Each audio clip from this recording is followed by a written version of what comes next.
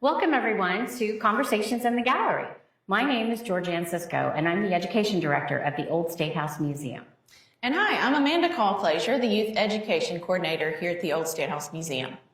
Today we're standing in the central hallway on the first floor of the museum, and since we're about to commemorate the passage of the 19th Amendment into law, we thought it would be fun to talk about suffrage and the related artifacts from our collection that are actually on exhibit right now.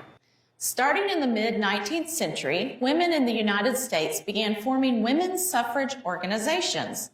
Suffrage leaders held meetings, lectures, parades, and other events to campaign for women receiving the right to vote. In Arkansas, the suffrage movement really kicks off with Miles Ledford Langley Jr., an earnest and intelligent young man who attended the 1868 Constitutional Convention, which met in this building on the second floor. Miles very strongly believed in women's rights to vote, and he introduced a resolution at the convention. Of course, you can imagine what happened. The legislature thought he was nuts. They laughed at him. And the newspapers didn't treat him very kindly either, but he believed very strongly in this cause. And following the 1868 Constitutional Convention, he wrote a letter to Susan B. Anthony talking about his beliefs and how strongly he felt that women in Arkansas and the country should have the right to vote. But what Miles does is an important start. And you see women in Arkansas beginning to form groups, local suffrage groups, and then also joining national suffrage groups as they start the movement in our state. Not only that, Arkansas suffragists also worked with other organizations like the Women's Christian Temperance Union to further their message and gain new members. Yes, that is absolutely correct. Frances Willard, who was the president of the Women's Christian Temperance Union, firmly believed that women who voted could help them achieve prohibition. Now, the liquor lobby hated this idea, and they did everything in their power to keep women from getting the right to vote during this time period. And starting in the 1870s, you begin to see articles about women's suffrage in major Arkansas newspapers. Yes, you do. Weren't there several newspapers published in Little Rock in the late 1800s that focused on women's issues on the local, state, and national level? There were two, actually, Amanda. The first was the Arkansas Ladies Journal. It was published and created by Mary Loughborough, and it ran from 1884 to 1888. The second was the Women's Chronicle, and it was published by the three ladies that you see in this photograph right here. And from left to right, they are Catherine Kate Campbell, Mary Burt Brooks, and Harriet Holt Cahoon. The very first issue of the Women's Chronicle was published on March 3rd, 1888. They were located right around the corner from the Old State House at the corner of 2nd and Main Street, right in downtown Little Rock. They published articles that specifically addressed women's suffrage, and the publication of this journal ran until 1894. And I love how the women delivered every week a copy of the Women's Chronicle upstairs to the General Assembly so the legislators knew what the women's issues were. Very smart idea of those young ladies. It was. And one of these ladies in the picture has a tie to Arkansas's governors. That's right. Mary Burt Brooks was the niece of Governor Joseph Brooks, who was one of the key players in the Brooks-Baxter War. There are so many buttons that were created during the American suffrage movement, and there are 4 in the exhibit case here that are always fun to talk about. The first is one of the button designs that actually matches the lettering on Amanda's shirt. That black on gold button was created by the National American Woman Suffrage Association in 1912.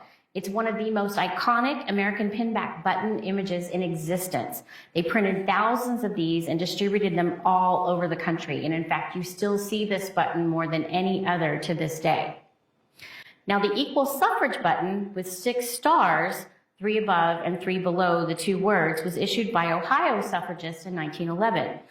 And because Ohio wanted to become the 6th state allowing women the right to vote. Unfortunately, Ohio doesn't make that happen for 6 more years, not until 1917. Now, the button with the 2 women showing off their legs is poking fun at the idea of women's rights. This one is kind of interesting. It was an image created in 1912 by the American Tobacco Company, And these buttons were distributed with the cigarettes in 2 different brands of cigarettes that they marketed. And the final button that you see in the case is the yellow one that says Vote for Women's Suffrage November 6th. And that button was created in 1917 and refers to the election held in New York on that day of that year when voters cast ballots for a referendum granting women the right to vote. And of course, the referendum did pass in New York that year. In addition to the posters, ribbons, buttons, and other memorabilia that was printed during this period, you see a lot of music that comes out about women's suffrage. It's both pro and con. And we are lucky enough to have one of those songs in the collection of the Old State House Museum. Yes, this song is titled She's Good Enough to Be Your Baby's Mother, and She's Good Enough to Vote With You, with music by Herman Paley and lyric by Alfred Bryan. This piece was published with 2 different covers in 1916 by Jerome H. Remick. Both covers portray a smiling young wife with either a small child or baby. And as you can see, we have a version with the baby. The ultimate purpose of this song appears to be for commercial use, but it does reinforce several arguments made by suffragists. Here is the chorus. She's good enough to love you and adore you. She's good enough to bear your troubles for you. And if your tears were falling today, nobody else would keep them away. She's good enough to warm your heart with kisses when you are lonesome and blue. She's good enough to be your baby's mother, and she's good enough to vote with you. As the seat of state government during much of this time, the Old State House was no stranger to suffrage events. Over the years, the building played host to political efforts, meetings, conventions, and rallies. The Arkansas Supreme Court, which met in this building, took a dim view of the liberation of women and emasculated the law in a number of late 19th century court decisions. But not all was bad, because in 1893, the Arkansas Women's Suffrage Association held their state convention in the large legislative chamber on the 2nd floor of this building. Later on, there are several big rallies that take place out in front of the museum, including one in 1914 and again in 1916. Beginning in 1911, the Political Equality League began lobbying Arkansas state legislatures for a women's suffrage law. Yes, and the women continue to lobby each successive session of the state legislature in their efforts to pass a bill for women to get the right to vote. It's not until Charles Bruff becomes governor in 1917 that Arkansas suffragists actually have an ally in their efforts, finally. And both he and his wife, First Lady Anne Bruff, really supported women's suffrage. So Arkansas finally passes a law allowing women the right to vote in primaries in 1917. 40,000 women voted in that first primary in 1918. That's amazing. It must have been so exciting for them to be able to cast their vote for the very first time. Agreed. In June of 1919, Congress passed a women's suffrage amendment to the U.S. Constitution and submitted it to the states for the ratification.